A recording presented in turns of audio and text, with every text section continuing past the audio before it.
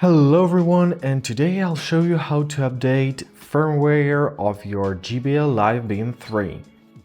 So in order to do that, open your JBL headphones application, find an Others tab, scroll down, and here you can see your support section.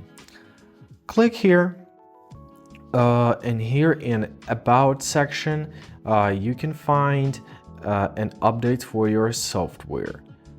Click on the update, click update one more time, and give it some time to update.